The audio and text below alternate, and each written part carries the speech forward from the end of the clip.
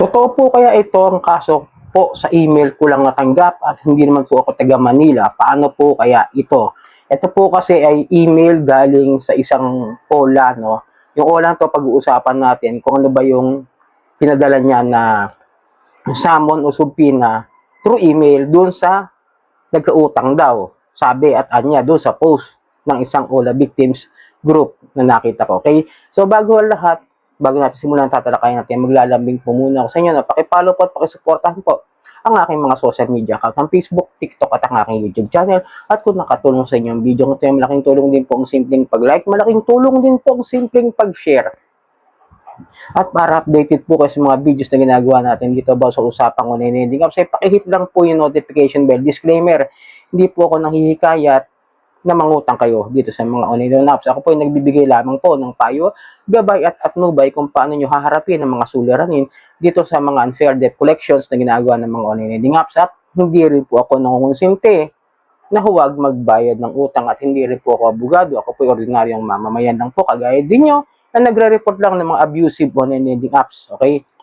Ito po kasi yung post galing sa Facebook group ng OLA Victims. Naka-anonymous po yung nag-post. Sabi nga po niya, ito, totoo po kaya ito? Yung kaso po sa email ko lang natanggap at hindi naman po ako taga Manila. Paano po kaya ito? Ito kasi yung pinost, no? Ito po yung OLA. Ay napasintabi doon sa on-lending apps na ito, no? XL Cash Lending Company. Hindi ko po sila sinisiraan. Ito po ay lilinawin ko lang in good faith for awareness. Kung kayo makakatanggap ng ganitong klase ng email na ayon nga notice letter for small claims and stapa, sinampang kaso raw ng XL Cash Lending Company. Papatotoo man to o hindi, sana maging aware po tayo na mas maging maingat dito sa mga ganitong klase ng mga pinapadala nilang mensahe sa inyo at para mas makatulong ang aking video para mas maunawaan ninyo. Ulitin ko, hindi po ako abogado. Ito po ay base sa aking mga pagre-research kung tama yung pinadalang email. Okay? Ito po kasi siya, hindi ko muna babanggitin yung mga twist, yung mga plot twist. Regional Trial Court, National Capital Region, Branch 24, Manila City, Hall of Justice, Arroceros, Manila. No? Ayun dito, meron subpoena notice of court hearing na isinampa ng XL Lending Company. Ito pa, may stamp receipt for private complainant. Senior lang to ha, in public, nung sa public group, ng FB page at FB group na ito. Sabi rito nga, meron daw siyang kakaharaping kaso na kailangan niyang umapir o magpakita doon sa regional trial court. Bibigyan ko na lang na Tagalog. Dito raw sa Manila Hall of Justice, Arroceros Street, Ermita, Manila. No? Kailangan daw po niyang on April 13. Ibig sabihin, Lunes, kahapon, Martes ngayon, okay? Kahapon dapat punta siya on Monday, 9 o'clock in the morning. Then, there are person appear to give testimony. Kailangan daw niya magpahayag ng kanyang testimonya sa koneksyon doon sa kasong involved daw sa kanya para sa Article 315, yung estapa at yung small claims for overdue payment filed before this honorable court. Sabi raw niya, ha? Pag hindi raw siya nakapag-comply dito sa subpoena to, ay napipilitan raw sa rules of course na subject to their concerned party to contempt penalties. Yun kasi syempre, pwede siya mabigyan mga penalties naman talaga kung sakasaka hindi. Pero depende pa rin po yan sa magiging desisyon ng korte. Pero bago yun, tuloy muna natin. To avoid this, you may address your obligations to the private complainant, the XL Cash Lending Company, prior to the hearing, okay? So, issue raw ito noong April 12.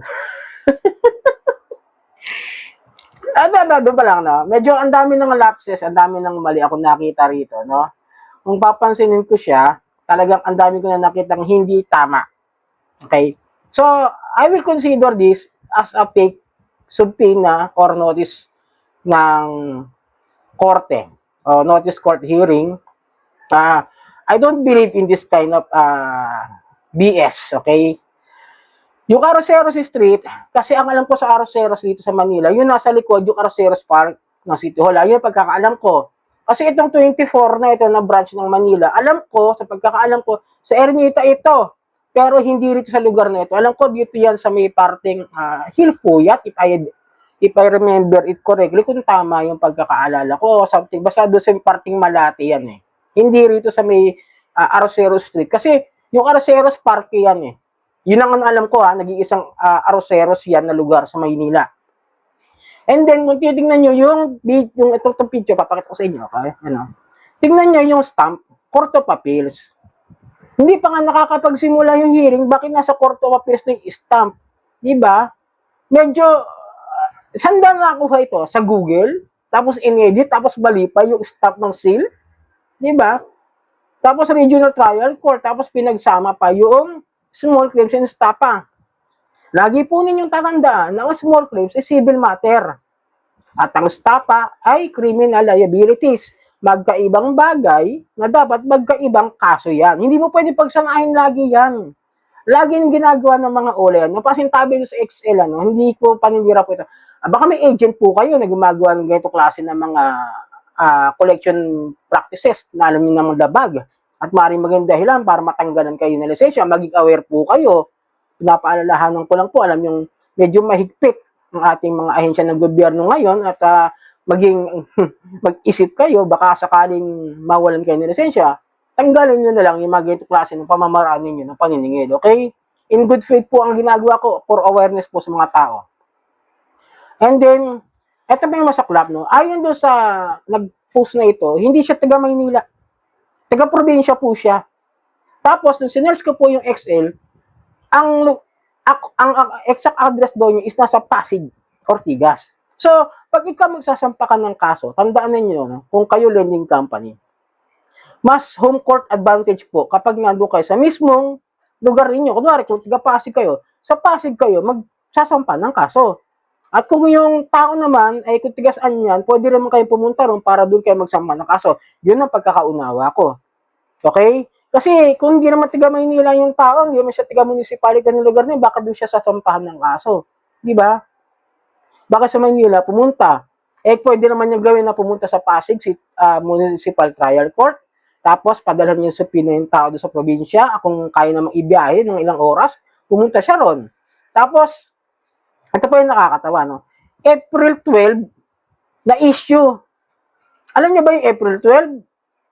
Araw ng linggo. Wala namang korte dyan eh. Sabado, linggo, tandaan ninyo, pahinga. Yung katangahan, no? Ito yung sasabi, katangahan na kabubuhan, pakatuga. Katangahang totoong, ewan ko pa. Hindi ko maintindihan bakit ganito sila mag-isip. No? Parang hindi sila nagiging, so ang tagal ng ginagawa ng mga ganito, no? Ng mga OLA, hindi man lang sila nag-upgrade ng karunungan, na hindi man lang sila nag-research. Basta kopya lang ng kopya, sa mga Google ba, tapos i-edit ba, tapos i-send to me, na, ganun ba mga dong? Mag-aral kayo ng konti man lang, no? Kasi makinukuha yung mga agent, mga tambay sa kanto eh, kaya wala naiintindihan dyan eh, no? So sana nakatulong yung video ko, no? Mas maintindihan ninyo kung ano ibig sabihin ng mga ganito. Yung mga ganyan, subpoena, notice claims ng korte, peke. Pag email, tandaan nyo, formal pong pinapadala sa mismong kinasuhan. Sana nakatulong. At pakipalo po ang aking mga social media account ng Facebook, TikTok at ang aking YouTube. Maraming po salamat sa ulitin.